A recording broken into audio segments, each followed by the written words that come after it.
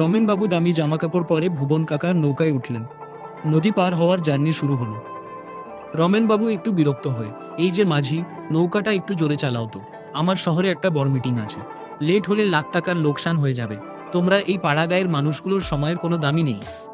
ভুবন কাকা শান্ত মুখে দাঁড় টানতে টানতে, বাবু নদীতে আজ হাওয়াটা একটু উল্টো, জোর করলে নৌকার ভারসাম্য বিগড়ে যেতে পারে। আপনি শান্ত হয়ে বসুন, ঠিক সময় পৌঁছে দেব। রমেনবাবু হাতে দামি ঘড়ি দেখতে দেখতে, তোমাদের ওই এক কথা। আচ্ছা মাঝি, তুমি সারা জীবন এই দাড়ি টেনে গেলে, দেশের অর্থনীতি বা শেয়ার বাজার নিয়ে কোনো আইডিয়া আছে? খবরের কাগজ টাজল পড়ো কখনো? ভুবন কাকা হেসে, না বাবু, ওসব বড় বড় কথা আমি বুঝি না, কোনোদিন স্কুলেও যাইনি, খবরের কাগজ পড়ার সময় বা পয়সা কোনোটাই হয়ে ওঠেনি। রমেনবাবু, আচ্ছা, এই যে মহাকাশে রকেট যাচ্ছে, বিজ্ঞান এত উন্নত হচ্ছে, এইসবের কিছু খোঁজ খবর রাখো?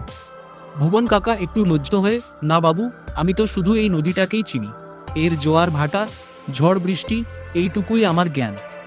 রমেনবাবু হেসে উঠে, হা হা, তাহলে তো তোমার জীবনের 8 আনাই বৃথা গেল মাঝি। বিজ্ঞান বুঝলে না, অর্থনীতি বুঝলে না, শুধু একটা ভাঙা নৌকা নিয়ে পড়ে রইলে, জীবনটাই নষ্ট করলে। দৃশ্য 2, নদীর মাঝখান। হঠাৎ আকাশ কালো হয়ে এলো, মেঘের ডাক আর জোর হাওয়ার সঙ্গে নৌকা ডুবতে লাগলো।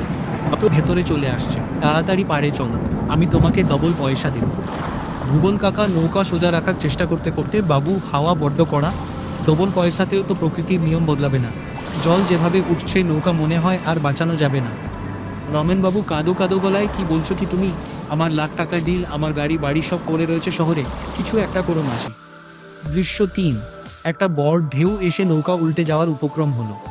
ভুবন কাকা রমেন বাবুর দিকে তাকিয়ে, বাবু, একটা শেষ প্রশ্ন করি, আপনি তো দেশের অর্থনীতি বোঝেন, মহাকাশের বিজ্ঞানও বোঝেন, কিন্তু আপনি কি সাঁতার কাটতে জানেন? রমেনবাবু ভয়ে কাঁপতে কাঁপতে চিৎকার করে, না মাঝি, আমি তো কোনোদিন সাঁতার শিখিনি, আমাকে বাঁচাও। ভুবন কাকা নদীতে ঝাঁপ দেওয়ার আগে দীর্ঘশ্বাস ফেলে, আহারে বাবু, আমি খবরের কাগজ পড়িনি বলে আমার জীবনের 8 আনা মিছে হয়েছিল, কিন্তু আজ সাঁতার না জানার জন্য আপনার জীবনের পুরো 16 আনাই যে মিছে হয়ে গেল। ধরুন আমার হাতটা শক্ত করে ধরুন। ভুবন কাকা রমেন বাবুকে টেনে ধরে সাঁতরে পাড়ের দিকে নিয়ে যেতে লাগলেন। গল্পের মূল শিক্ষা হলো, বইয়ের জ্ঞান বা কাগজের টাকা মানুষকে সাময়িক অহংকার দিতে পারে, কিন্তু জীবনের কঠিন পরিস্থিতিতে বেঁচে থাকার জন্য বাস্তব জ্ঞান এবং বিনয়ী হওয়াই সবচেয়ে বেশি জরুরি। কোনো মানুষকে বা তার পেশাকে ছোট করে দেখতে নেই।